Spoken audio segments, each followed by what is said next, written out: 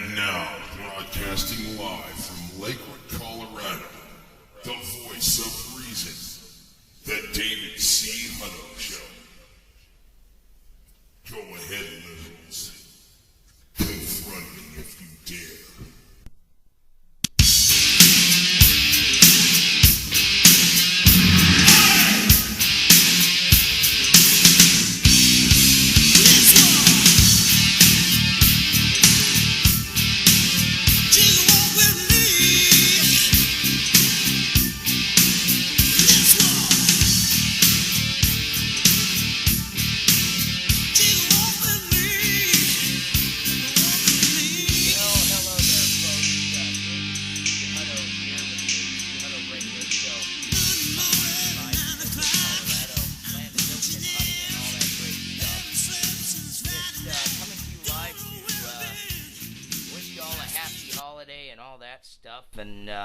And we wanted to, of course, I'm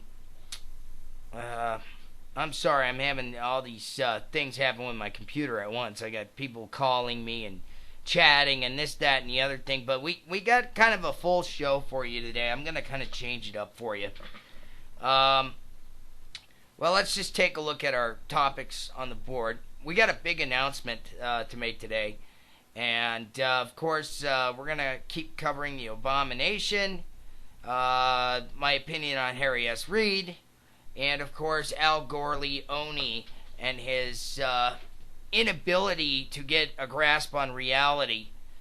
You see, that's the thing, is these people don't seem to get reality very well. I mean, they are so drug-induced, and they are so ridiculously stupefied by the choices that they have made in their lives, that they put themselves up as almost like a false idol, almost as gurus themselves.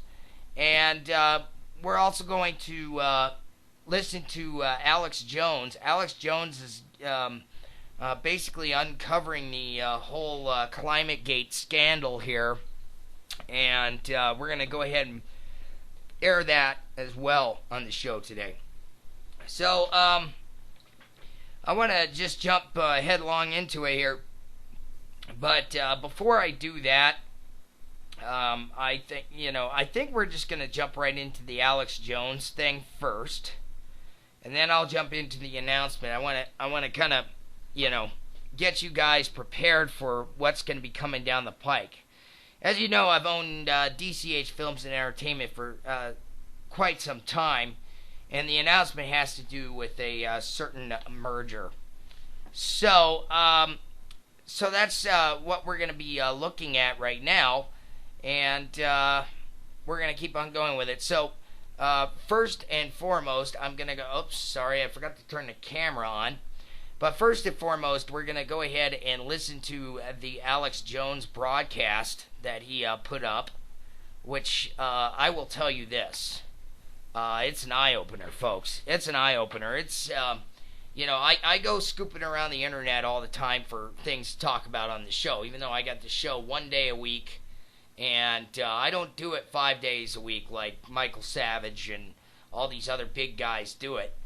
So I want to, I got a lot of stuff to pack into 2 hours of showtime, and I got to return a phone call. So I'm going to go ahead and put this on, and y'all just sit back and enjoy it. Of course, this is audio only. It's not the video portion of the show. I don't know how to mix that.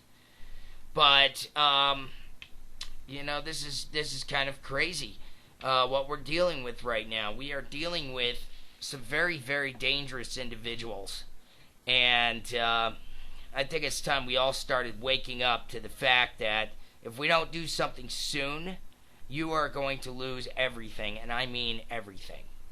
So, without further ado, I'm going to put Alex Jones on. So, ladies and gentlemen, Alex Jones.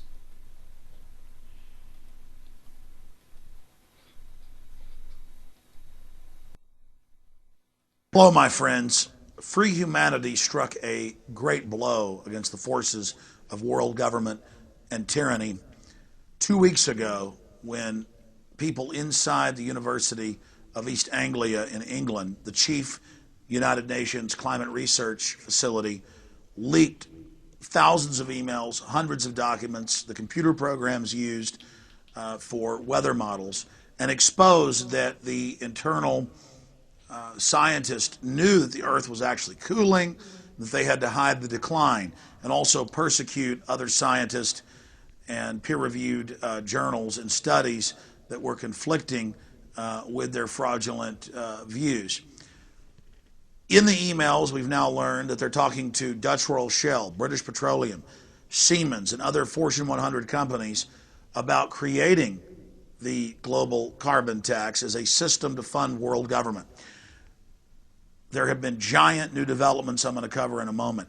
But I want to point out that Ban Ki-moon, the Secretary General of the United Nations, in an editorial for the New York Times 3 weeks ago, stated that world government is being formed in Copenhagen, Denmark, during this 2-week summit in December of 2009, and that the global carbon tax regime would form the heart of world government as the taxation and regulatory system for this. And so I think it's important today in this update to go over exactly what is in the treaty, and also a communique leaked yesterday, December 8th, and was first published in the London Guardian, titled "Copenhagen Climate Summit in Disarray After Danish Text Leak. Developing countries react furiously to leaked draft agreement that would hand more power to rich nations, sideline the UN's negotiating role, and abandon the Kyoto Protocol." I also want to go over the treaty itself, the Framework Convention on Climate Change, all 200 pages here. When you listen to the new head of the European Union, he openly states that world government is being established. When you listen to Al Gore, he speaks of global governance built around the Copenhagen Treaty. When you listen to Ban Ki-moon, he states the same thing. There's no more any room for denial. World government has arrived. World government is here. It is unelected, it is tyrannical, and it wishes to control the planet through an iron grip on resources. But here is the big development. Remember that the private IMF and World Bank, holding companies for the private central banks of the planet, have been caught in Nigeria and Brazil, Argentina, you name it, Asia, Latin America, Africa, the Middle East, Eastern Europe, Russia, engineering crises, destroying economies so they can vertically integrate them and criminally consolidate them. In 2002, Greg Palast of the BBC was given several thousand pages of leaked documents. Simultaneously, Nobel Prize winner for economics, Joseph Stiglitz, went public saying that the IMF and World Bank were engineering financial collapse and the destruction of industrialized society so they could consolidate control.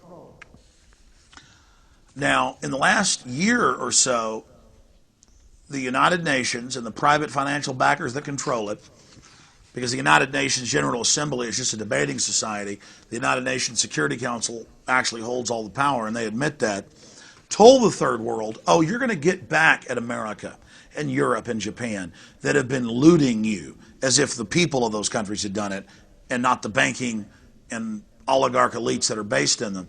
You're going to get back at them. They're going to have to pay massive taxes on food, on energy, on travel, on financial transactions to you, to help you, to get the General Assembly and the members of the General Assembly to go to this Copenhagen event and to sign on to this. Now, in my film, Fall of the Republic, we detail from previous documents from the UN and from the IMF and World Bank, Goldman Sachs, JP Morgan Chase, Bank of London, and others, the Bank of England based in London, that private central banks were simply setting up their own private global government, and that the populations of the world, both developing and developed, would have to pay taxes in a form of new derivatives that actually Enron head Ken Lay came up with Al Gore in the mid-1990s. That this was a system of